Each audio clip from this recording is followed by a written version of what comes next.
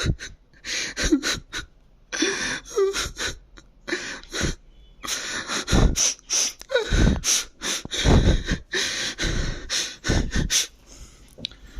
Hello everyone, आपने आवाज़ तो सुनी होगी। ये एक ऐसे बच्चे की आवाज़ है जिसने मुझे वीडियो भेजी और वो काफ़ी परेशान था। देखो, इस वीडियो में तुम्हें कोई चेहरा नहीं देखने को मिलने वाला। हो सकता कुछ ऐसी बातें हों जिन्हें सुनने के बाद तुम इस वीडियो में कमेंट में गाली भी लिखोगे, तो I am well prepared for that. बस यही बोलूँगा, एक बार इस वीडियो को लास्ट तक देखना, तुम खुद समझ जाओगे कि चीज़ें हैं क्या आखिर। ठीक है, कान बंद कर लो, आँख बंद कर लो, क्योंकि कान तो अब तुम्हारे बंद हो ही चुके होंगे, क्योंकि चारों तरफ तुम्हें सिर्फ स्कैम स्कैम स्कैम दिख रहा है। कहीं भी कुछ भी उठाओ तो सिर्फ स्कैम दिख रहा है। चाहे तुम सोशल मीडिया पे कुछ भी उठा लो, यूट्यूब, फेसबुक, इंस्टाग्राम, हर जगह scam scam scam. Teachers, influencers, creators सब स्कैम स्कैम स्कैम कर रहे हैं। एक तो ये ऐसा झुंड आ गया यूट्यूब पे कि बहुत ज़्यादा यूट्यूबर्स हो गए और सब सिर्फ स्कैम कर रहे हैं। तो एक्चुअल रियलिटी क्या है, ग्राउंड रियलिटी क्या है, उस चीज़ को चेक करेंगे इस वीडियो में। तो सिर्फ आंखें बंद करना और कान खोल के इस वीडियो को देखना, क्योंकि वीडियो अब तक की सबसे बेस्ट होने वाली है। और इस वीडियो के बाद तुम्हें किसी वीडियो की जरूरत नहीं पड़ेगी। क्या फलाना सर, क्या डिमाका सर, सारे सर जो भी बोल रखे हैं, जिन्होंने जो चीज़ें बताई, बड़े बड़े इन्फ्लुएंसर्स ने जो स्कैम के बारे में बताया, उन सारे स्कैम्स का ये निचोड़ वीडियो होने वाली। इसके बाद तुम्हें कुछ भी नहीं देखना। और जो स्टेनो के लिए तैयारी कर रहे हैं उनके लिए भी वीडियो खास होने वाली है कि क्या ऐसा स्कैम उनके साथ हो सकता है।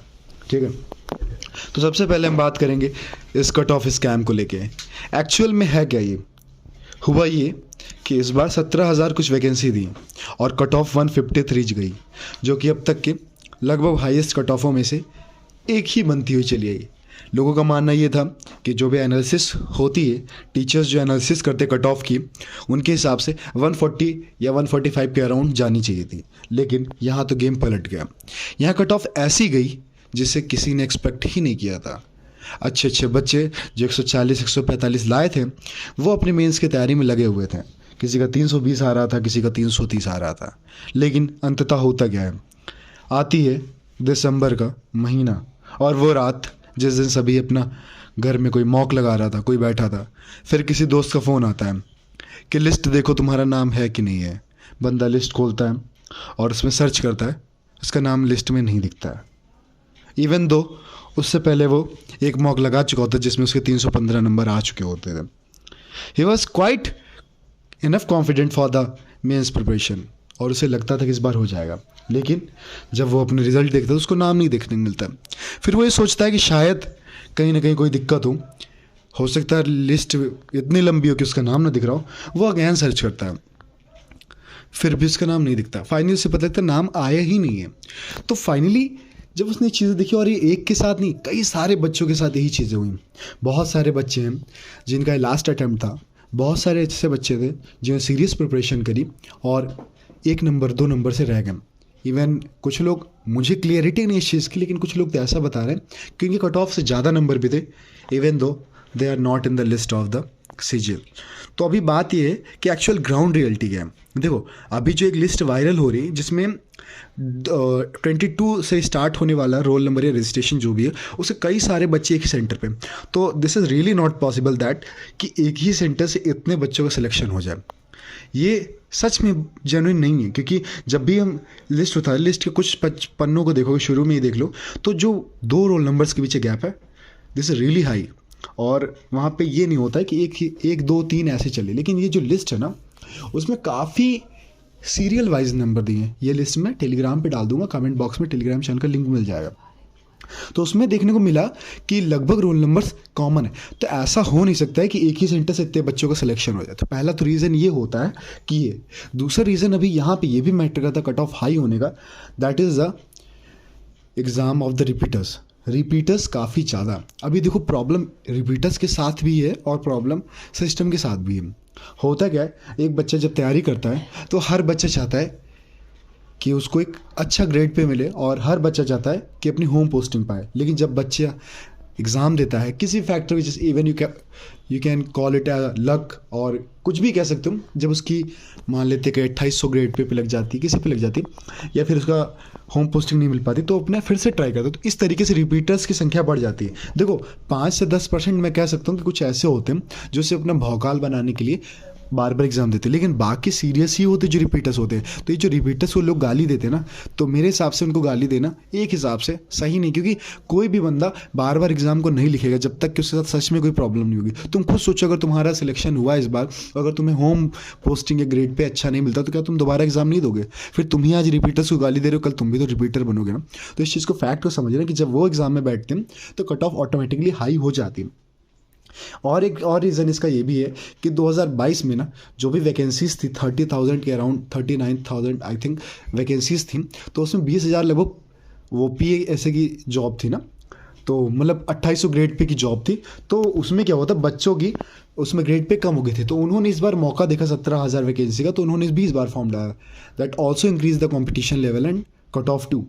और फिर एक और रीज़न 2023 का एक प्रोबेबिलिटी का क्वेश्चन गलत हुआ था, जिसकी वजह से कोर्ट केस में केस पेंडिंग चला। तो 2023 के भी बच्चों ने इस एग्ज़ाम में अप्लाई किया, तो इस बार 2024 में 2022 के भी बच्चे हैं, 2023 के भी बच्चे हैं। और तुम खुद अपने आप को देखो, जब तुम 40-50 मॉक लगा डालते हो, अच्छी प्रिपरेशन करते हो, तो तुम खुद इस लायक बन जाते हो कि तुम 150 की रेंज में आ जाओ।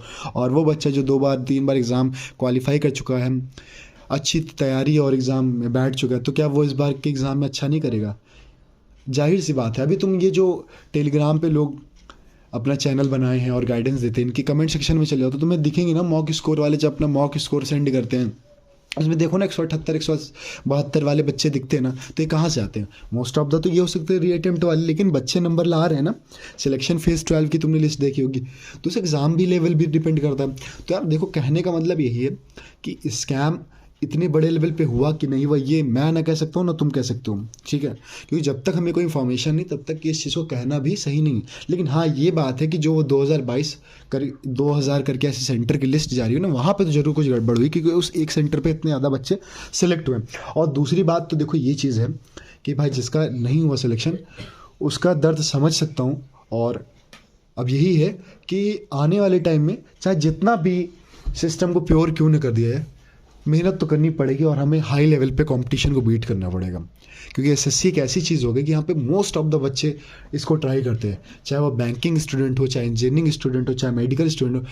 मेरे टेलीग्राम चैनल पे कई सारे ऐसे बच्चे हैं जो नीट छोड़ के अपना MTS का एग्ज़ाम देने के लिए सोचो लग गए, है ना। तो बच्चे अपनी स्ट्रीम को छोड़ रहे हैं और SSC की स्ट्रीम में, क्योंकि सबसे ज़्यादा यूट्यूब पे भी तुम इंडस्ट्री में, एजुकेशन इंडस्ट्री में देखोगे SSC की वीडियोज़ वायरल होती हैं, शॉर्ट्स वायरल होते हैं, रील्स वायरल होते हैं। ये एक डायरेक्ट इम्पैक्ट डालता है लोगों के ऊपर कि इस कंपटीशन में आए, ठीक है। तो वो आते हैं और इस कंपटीशन को बढ़ा देते हैं। तो अब देखो कमेंट में इसीलिए तुम गाली दोगे कि जो मैंने बातें बोली है तुम्हें शायद अच्छी ना लगे। तो देखो चीज़ों को थोड़ा ध्यान से समझना और कोशिश करना कि अपने 3 सेक्शन को इतना मजबूत बना लो कि कट ऑफ फिर कैसे झाई जाएगी। बताओ तुम क्या कट ऑफ नहीं क्लियर पाओगे? तुम 50 में 50 मैथ्स में ला सकते हो, जो लाया जा सकता है। 50 में 48 रीजनिंग में ले आओ, इंग्लिश में 45 लिया तो ऑटोमेटिकली 150 के करीब पहुंच गए ना। क्या 10-15 नंबर तुम GS से नहीं ला पाओगे? तो 165 तो तुम ऐसे ही क्रॉस कर जो, फिर नॉर्मलाइजेशन का गेम हो, जैसे इस बार भी हो सकता है 10-15 नंबर का नॉर्मलाइजेशन वो हो सकता है। I don't have any information about that, ठीक है। तो अगर वो तुम्हें भी नॉर्मलाइजेशन मिले, क्या तुम्हारे नंबर 160-170 नहीं आएंगे ना? तो बी प्रिपेयर फॉर दैट और अच्छे से मेहनत करो।